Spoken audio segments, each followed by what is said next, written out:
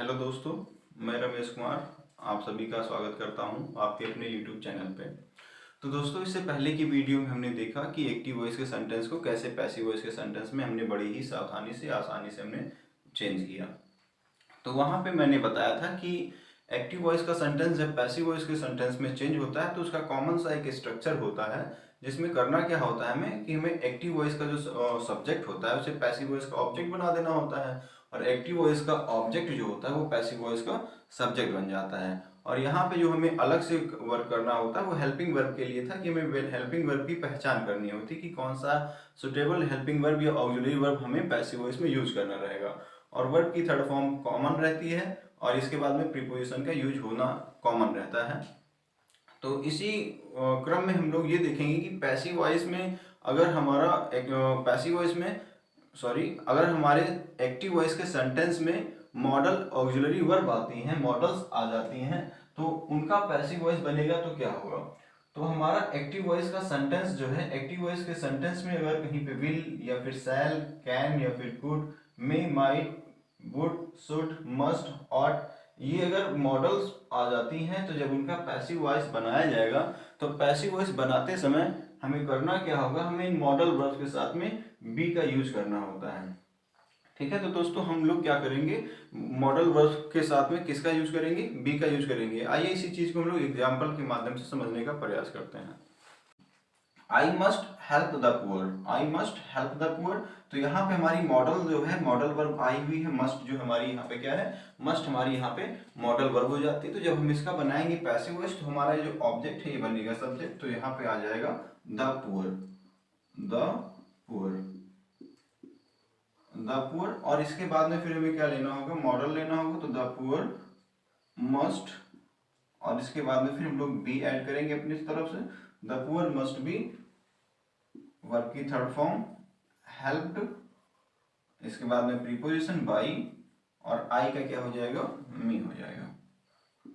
ठीक, तो इस तरह से बड़ी आसानी से हमने क्या किया, हमने सबसे पहले सब्जेक्ट को राइट किया, उसके बाद में जो मॉडल आई थी मॉडल वर्ब राइट किया, मॉडल वर्ब के बाद में हम लोग ने बी लगाया, उसके बाद में जो भी वर्ब थी हमारी एक्टिव वॉइस की उसका थर्ड फॉर्म राइट किया, और उसके बाद में बाई और ऑब्जेक्ट राइट कर लिया। सेम वैसे ही यहाँ पे दूसरा अगर एग्जाम्पल देखा जाए तो ही कैन स्पीक इंग्लिश। तो यहाँ पे हमारा जो कैन वर्ड आया हुआ है, ये कैन क्या है, कैन हमारी मॉडल है।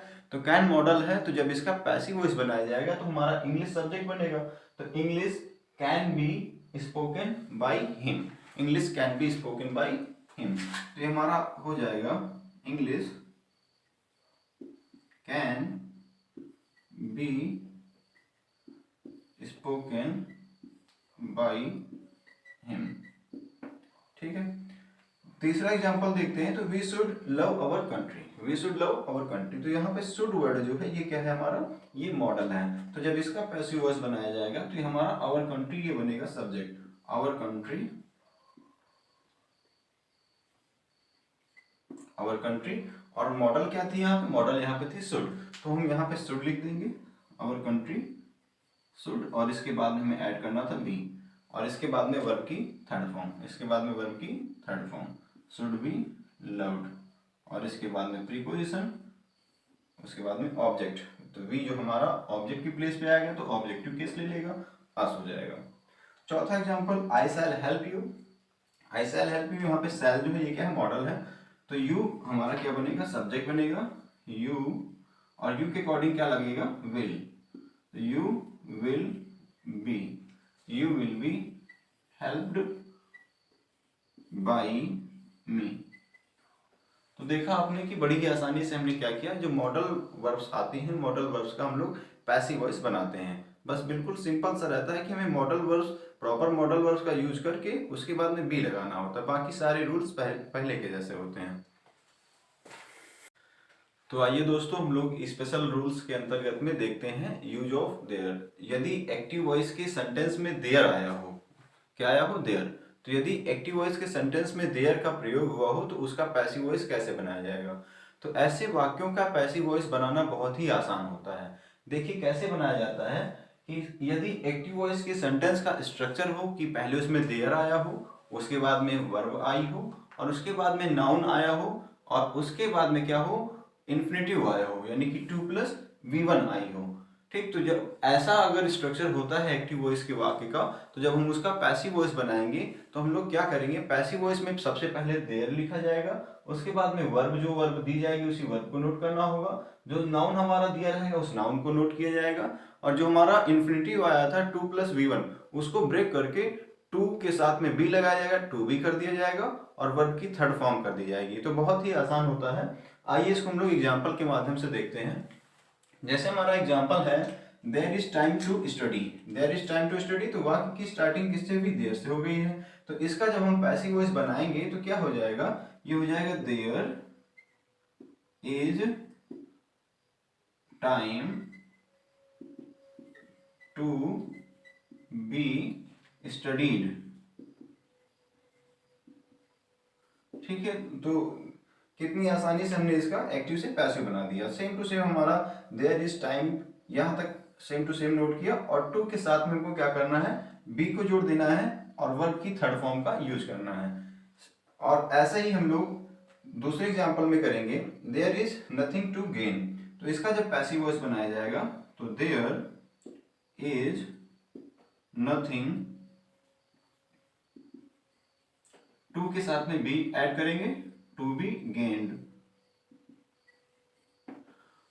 ठीक, तीसरे वाक्य का पैसिव वॉइस जब बनाया जाएगा, there was time to labour, there was time to labour, इसका जब बनाया जाएगा तो क्या हो जाएगा, there was time to be laboured, there was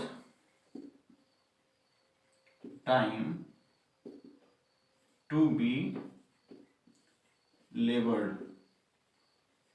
तो बहुत ही आसानी से देयर वाले वाक्यों का पैसिव वॉइस बनाया जाता है। बस हमें ध्यान ये देना होता है कि जो इन्फिनेटिव आया है, जो 2+v1 आया हुआ है, तो हमको 2 के साथ में बी लगाना होता है और वर्ब की थर्ड फॉर्म का यूज करना होता है। बाकी सब कुछ हमको सेम टू सेम वैसे ही नोट करना होता है।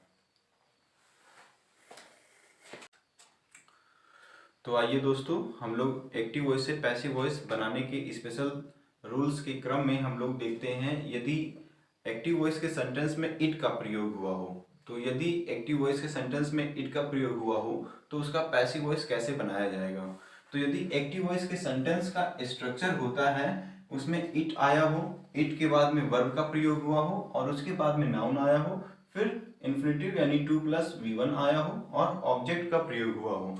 ठीक है, तो एक्टिव वॉइस में यदि ऐसा स्ट्रक्चर होता है तो उसका जब हम पैसिव वॉइस बनाएंगे तो क्या करना होगा, हमें सबसे पहले इट लिखना होगा, उसके बाद में वर्ब राइट करेंगे, फिर नाउन को राइट कर लेंगे और इसके बाद हमें फॉर का यूज करना रहेगा। फॉर के बाद में फिर हम ऑब्जेक्ट राइट करेंगे, उसके बाद में टू बी का यूज करेंगे, टू बी के बाद में फिर हम लोग मेन वर्ब की थर्ड फॉर्म का यूज करेंगे। यहाँ पे इट के बाद में जो ये वर्ब लिखी है, ये वर्ब हमेशा सिंगुलर रहेगी, क्योंकि इट हमारा सिंगुलर है, तो इट के बाद में यहाँ पे सिंगुलर हेल्पिंग वर्ब रहेगी और यहाँ पे हमारी मेन वर्ब यहाँ पे रहेगी 2+v1, यहाँ जहाँ पे इन्फिनेटिव है यहाँ पे हमारी मेन वर्ब रहेगी। तो जब हम इसका पैसिव वॉइस बनाएंगे तो हमें इट के साथ में हेल्पिंग वर्ब तो रखेंगे ही रखेंगे, और हमारी जो मेन वर्ब रहेगी इसको हम लोग कहाँ पे ले आएंगे, टू बी के पास में ले आएंगे, और मेन वर्ब को हमारा टू बी के बाद में लास्ट में मेन वर्ब की थर्ड फॉर्म को राइट किया जाएगा। तो आइए इसको एग्जाम्पल से देखते हैं। हमारा एक्टिव वॉइस का पहला सेंटेंस है, it is time to prepare for the examination, it is time to prepare for the examination. तो यहाँ पर हमारा सेंटेंस स्टार्ट किससे हो रहा है, इट से स्टार्ट हो रहा है, हमारी ये हेल्पिंग वर्ब हो गई, टाइम हमारा नाउन हो गया, टू प्रिपेयर हमारा क्या हो गया, टू प्रिपेयर हमारा इन्फिनेटिव 2+v1 हो गया। ठीक है, तो इसको जब हम लोग बनाएंगे पैसिव वॉइस में तो कैसे बनाएंगे, it is time, it is time, इतना तो सेम नोट किया जाएगा और इसके बाद में फिर हम लोग को अपनी ओर से फॉर का यूज करना होगा। तो it is time for, it is time for, और जो हमारा एक्टिव वॉइस का ऑब्जेक्ट रहेगा उस ऑब्जेक्ट को पहले लेकर के आएंगे, तो ऑब्जेक्ट हमारा क्या है, द एग्जामिनेशन। तो it is time for the examination,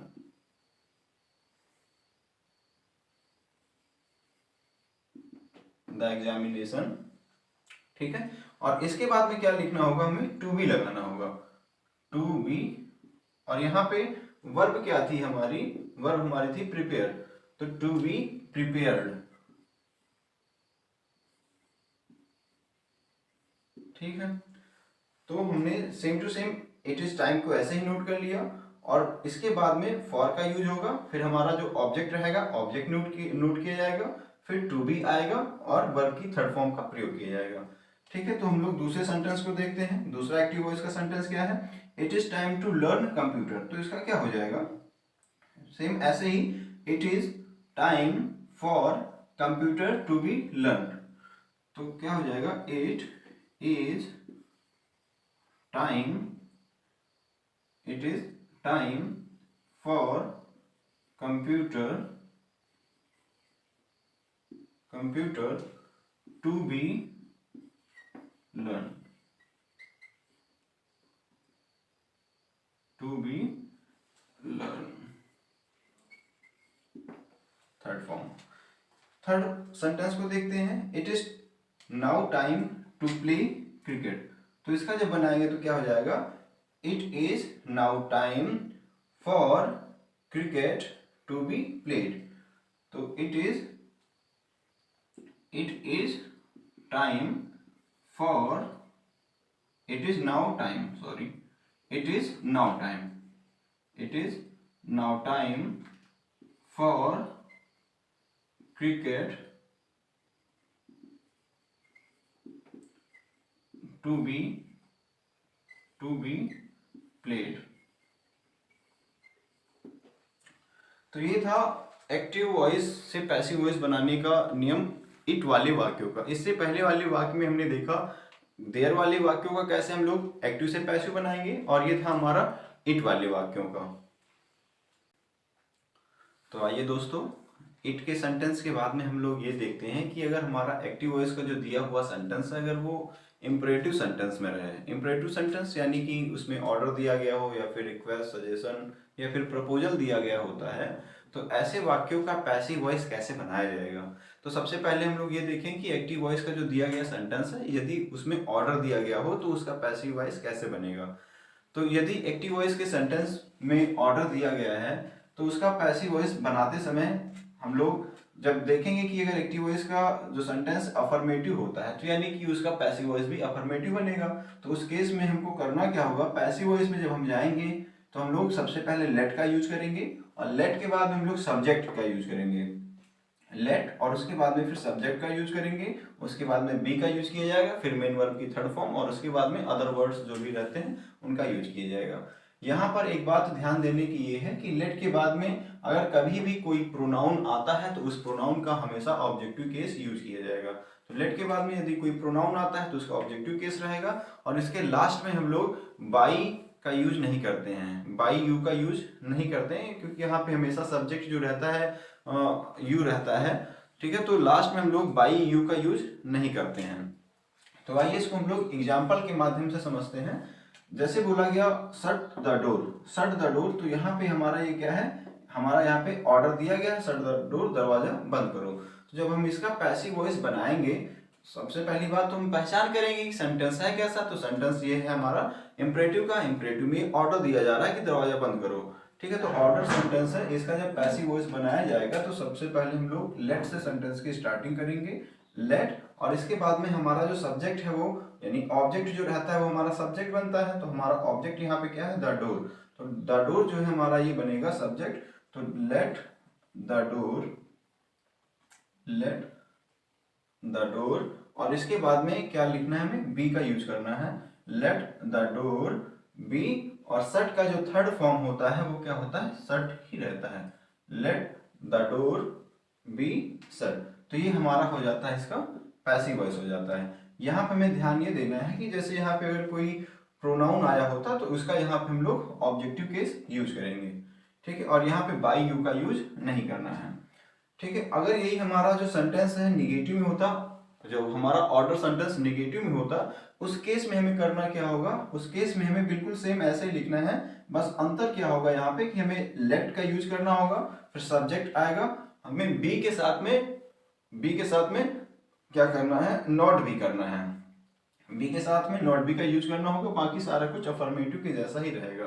ठीक है, तो लेट फिर सब्जेक्ट, उसके बाद में not be plus main verb की third form plus other word. तो जैसे डोंट इंसल्ट द पुअर, गरीबों की इंसल्ट मत करो। ठीक, तो यहाँ पे क्या हो जाएगा, जब इसका हम बनाएंगे पैसिव वॉइस तो आएगा हमारा लेट, और हमारा ऑब्जेक्ट क्या है, द पुअर, तो द पुअर बनेगा सब्जेक्ट, लेट द पुअर, और इसके बाद में हमें क्या लिखना है, not be, late the poor not B, और इंसल्ट का हो जाएगा इंसल्टेड, और ध्यान देना है कि बाय यू का यूज नहीं करना है, ठीक, let the poor not be insulted.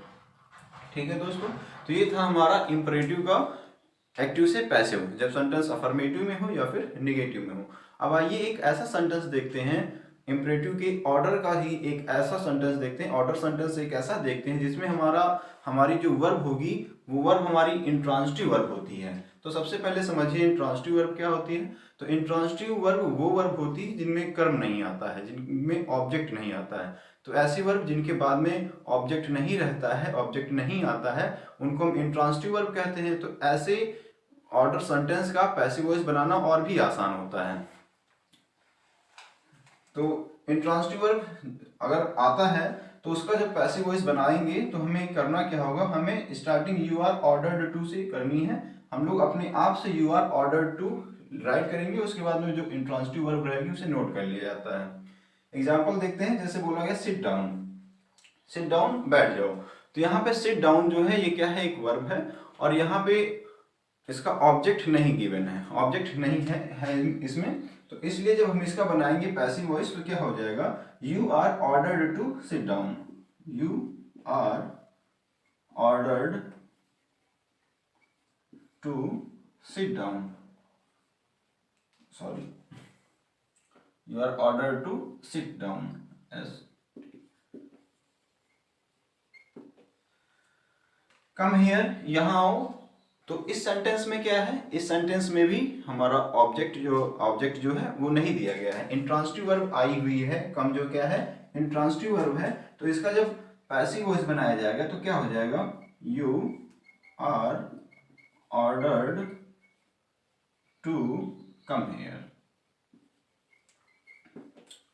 तो दोस्तों हमने देखा कि कैसे हम लोग ऑर्डर सेंटेंस का एक्टिव से पैसिव वॉइस बना रहे हैं। तो यहाँ पे हमें बस ध्यान देना है कि जो हमारी वर्ब है अगर वो इंट्रांसिटिव वर्ब होती है तो हमें बिल्कुल आसानी से यू आर ऑर्डर्ड टू लगा के बना देना होगा। और अगर हमारा ये ट्रांसिटिव वर्ब रहता है, ट्रांसिटिव वर्ब यानी जिसमें ऑब्जेक्ट आया हुआ रहता है, जैसे शट द डोर, तो यहाँ पे द डोर जो है क्या था, ये ऑब्जेक्ट था, जो हमारा फिर यहाँ पे क्या बना है, ये सब्जेक्ट बना है पैसिव वॉइस में। तो यदि इसमें ऑब्जेक्ट आता है तो उसको हम लोग लेट से बनाएंगे, और ऑब्जेक्ट अगर नहीं आता है तो हम लोग उसको यू आर ऑर्डर्ड टू से बनाएंगे।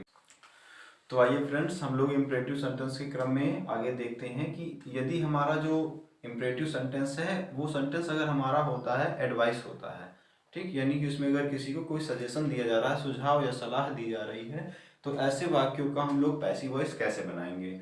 तो सेम इसमें भी दो तरह से सेंटेंस बनेंगे। एक ऐसा सेंटेंस रहेगा जिसमें कि हमारी वर्ब रहेगी वो ट्रांजिटिव वर्ब रहेगी, और एक रहेगा इसमें वर्ब इंट्रांजिटिव रहेगी। तो इंट्रांजिटिव वर्ब होने पर तो सिंपल है, जैसे कि हमारा ऑर्डर सेंटेंस में बना था, यू आर ऑर्डर टू लगा करके बना था, उसके बाद में इंट्रांजिटिव वर्ब को सेम हमने राइट कर दिया था।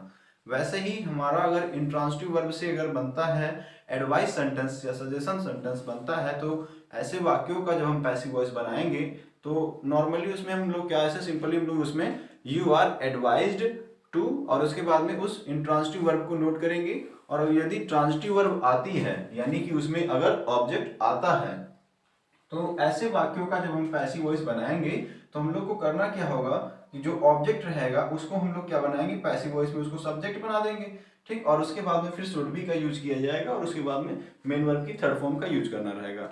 तो यानी कि यदि ऑब्जेक्ट दिया गया है, यानी कि अगर वर्ब हमारी ट्रांजिटिव वर्ब होती है तो ट्रांजिटिव वर्ब होती है उसमें ऑब्जेक्ट रहेगा, उस ऑब्जेक्ट को सब्जेक्ट बनाना है, और उसके बाद में शुड बी का यूज करना है, फिर उसके बाद में हमको मेन वर्ब की थर्ड फॉर्म का यूज करना होगा। एग्जाम्पल देखते हैं, हेल्प द हेल्पलेस। तो यहाँ पे द हेल्पलेस हमारा क्या है, ये हमारा ऑब्जेक्ट है, और ये हमारा हेल्प क्या है, ये हमारा ट्रांजिटिव वर्ब हो गई। तो इसका जब बोला किया गया हेल्प द हेल्पलेस यानी कि असहायों की क्या करनी चाहिए, असहायों की मदद करो, ठीक। तो ये क्या दिया गया, एक सुझाव दिया गया है, एक सजेशन दिया गया है। तो जब हम इसका पैसिव वॉइस बनाएंगे तो हमारा ये द हेल्पलेस क्या बन जाएगा, ये सब्जेक्ट बन जाएगा, द हेल्पलेस, और इसके बाद में फिर हमें शुड बी का यूज करना होगा, द हेल्पलेस शुड बी, और मेन वर्ब की थर्ड फॉर्म यानी हेल्प का हेल्प कर देंगे,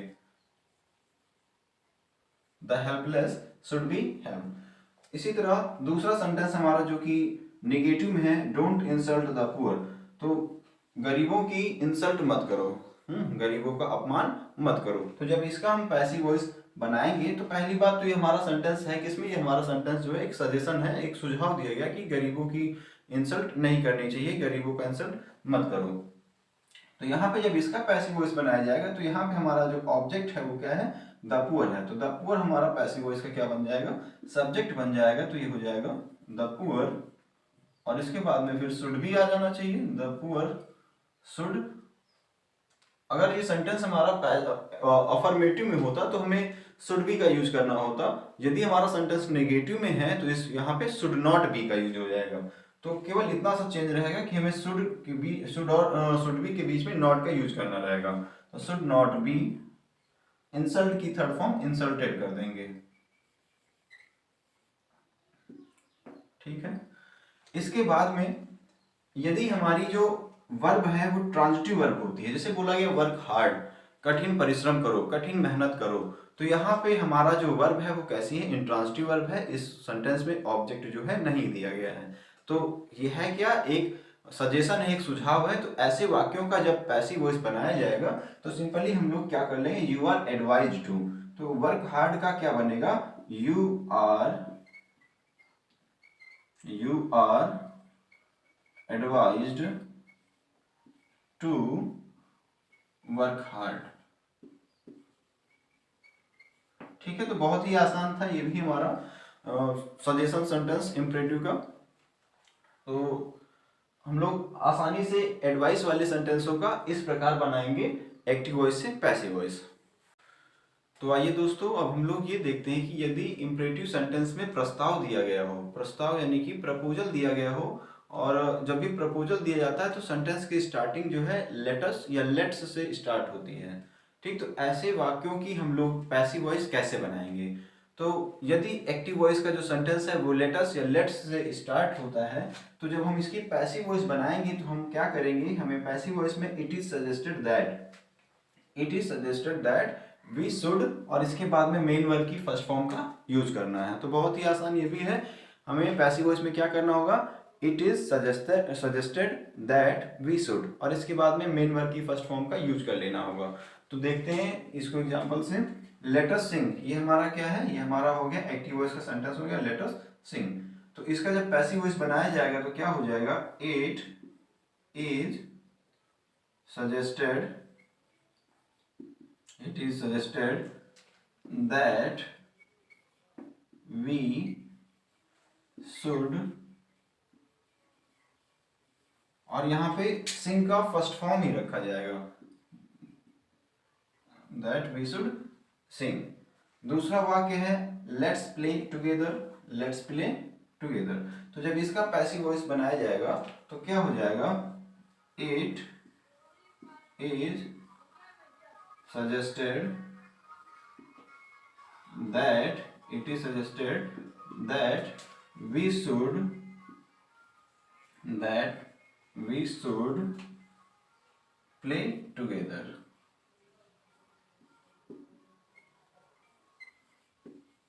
तो हमने देखा बड़ी आसानी से हमने लेटस वाले वाक्यों का पैसिव वॉइस बनाया, it is suggested that we should, और उसके बाद में मेन वर्ब की फर्स्ट फॉर्म का यूज करके हमें लेट वाले वाक्यों का पैसिव वॉइस बनाना होगा।